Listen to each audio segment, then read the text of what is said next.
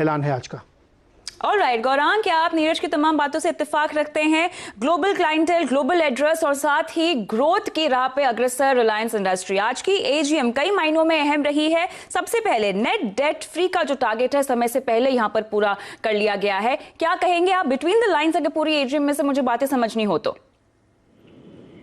बहुत बहुत धन्यवाद कविता, आपका और आप सभी को शुभ संध्या हमारे तरफ से। तो 42वें एजीएम में घोषणा की गई माननीय श्री मुकेश अंबानी जी के तरफ से कि पूर्ण रूप से कर्ज मुक्त कंपनी 18 महीनों के भीतर या 18 महीनों तक कर दी जाएगी। आज 43वां एजीएम था और उसके पहले ही जिस तरीके से जियो के प्लेटफॉर्म ने अलग अलग रूप, आकार और आंकड़ों में करीबन 12 से ज़्यादा लोगों ने रुचि जताई और वहाँ पर निवेश किया। उसके साथ साथ बीपी और कुल मिलाकर के अभी जब नीरज जिक्र कर रहे थे 2 लाख करोड़ से ज़्यादा की पूंजी इन्होंने इकट्ठा की, और वो भी ऐसे समय में जहाँ पर पूर्ण तरीके से लॉकडाउन था ज़्यादा समय तक। तो ये अपने आप में एक इतिहास है कविता, और मैं ये बिल्कुल मानता हूँ कि एक सिलसिला जो शुरू हुआ है नई शिखर तक पहुँचने का, उन शिखर पर पहुंचने के बाद अपनी सफलता को बहुत ही कामयाबी से और रणनीति के साथ और एक नया शिखर सफलता हासिल करने का ये जो सिलसिला चला है मेरे ख्याल से काफ़ी लंबे समय तक चलता रहेगा। और मैं पूरी बातों से सहमत हूँ। मेरे ख्याल से ऐसी कोई जगह नहीं छोड़ी मुकेश अंबानी जी ने जहाँ पर एक खालीपन दिखता हो। कारोबार को लेकर के कंपनी के पास जितने भी वर्टिकल्स हैं उन सभी पर उन्होंने टिप्पणी की और अपना स्पष्टीकरण दिया। और मैं मानता हूं और एक बात खास करके जो कार्बन फुटप्रिंट्स को कम करने की बात की है वो अपने आप में काबिल तारीफ है। महेंद्र जी, आपके पास आना चाहूंगी क्योंकि देखिए अगर हम ग्लोबली टेक्नोलॉजी की दुनिया को देखें तो लगातार नया आयाम टेक्नोलॉजी की दुनिया छू रही है और यहां पर मुकेश अंबानी ने भारत को भी पीछे नहीं रखा है बल्कि फोरफ्रंट पे लाने की कोशिश की है। जिस तरह से डिजिटलाइजेशन को बढ़ावा दिया जा रहा है, जिस तरह से टेक कंपनी में उनकी स्ट्रेटेजिक पार्टनरशिप हो रही है, हम देख रहे हैं ग्लोबल कॉम्बिनेशन से भारत को टेक्नोलॉजी की दुनिया में, टेक्नोलॉजी के पूरे मैप में और अग्रसर तमाम अनाउंसमेंट्स आज की जो है वो रखती हुई दिखाई दे रही है। आपका क्या कमेंट होगा इस पर? ये बहुत ही ऐतिहासिक दिन है जी आज, क्योंकि सबसे जो ये एक बिग बॉयज गेम होती है जो डिजिटल इंफ्रास्ट्रक्चर है, ये बहुत इंटेंसली कैपिटल इंटेंसिव है ये।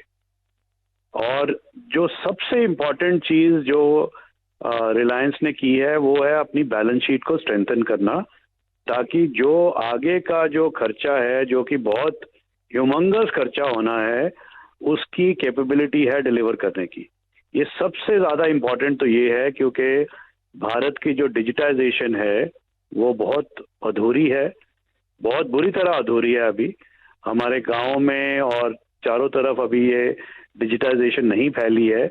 और सबसे पहली चीज़ है स्ट्रेंथ ऑफ बैलेंस शीट, वो अचीव हुई तो इससे अब बहुत बड़ी लिवरेजिंग हो सकती है। सिग्निफिकेंट कंपनीज जो आई हैं वो सब टेक्नोलॉजी पार्टनर्स है और वर्ल्ड की बेस्ट टेक्नोलॉजी कंपनीज हैं, डिजिटल टेक्नोलॉजी कंपनीज। तो वो जाहिर है कि वो बहुत सारा इसमें जो है रिलायंस की जो कॉम्बिनेशन है उसमें वो डिजिटाइजेशन को बहुत ही शार्प इंस्ट्रूमेंट्स रिलायंस को मिलेंगे। तो ये दो बहुत सिग्निफिकेंट चीज़ें हैं। अब ग्लोबलाइजेशन, अभी जैसे ये कंपनी बहुत ज़्यादा स्ट्रेंथन होगी, मैं सिर्फ अपने ख्याल जियो तक रखता हूँ, जो टेक्नोलॉजी कंपनीज हैं उसी पे रखता हूँ। बट जो ओवरऑल विजन भी है उस पर मैं छोटा सा कमेंट ये करूँगा कि जो इंडिया की एक सबसे बड़ी जो ग्रुप है उसमें इतना डीप डिजिटाइजेशन का इम्पैक्ट है और वो इंडिया पे इम्पैक्ट कर रही हैं, तो इसका सारा इम्पैक्ट ओवरऑल बिजनेस पे बहुत पड़ेगा। तो it will be a paradigm shift for India. और जो सबसे ज़रूरी था, जो किसानों के बारे में उन्होंने विजन दिया है, आज हम चीन से हमारे पास ज़मीन ज़्यादा है, एरेबल लैंड हमारे पास ज़्यादा है और हमारा आउटपुट उनसे आधा है। तो डिजिटाइजेशन रूरल इंडिया को ट्रांसफॉर्म कर देगा एंड आई थिंक ये तीसरी बहुत एक्साइटिंग चीज है जो मुझे विजन में नजर आई। बिल्कुल, और इन तमाम विजन्स के तहत हम देख सकते हैं एक सबसे बड़ा विजन, एक सबसे बड़ा मकसद, भारत को आत्मनिर्भर बनाना। यही सब हमें समझ में आता है आज की इस एजीएम से। बहुत बहुत शुक्रिया आप सभी का इस खास चर्चा में मेरे साथ आज जुड़ने के लिए। तो आवाज समाचार में फिलहाल हम लेंगे एक छोटा सा ब्रेक, लेकिन ब्रेक के उस पार तमाम खबरें जिनसे आपको रूबरू कराना है, कहीं मत जाइए, जुड़ते हैं आपसे इस ब्रेक के बाद।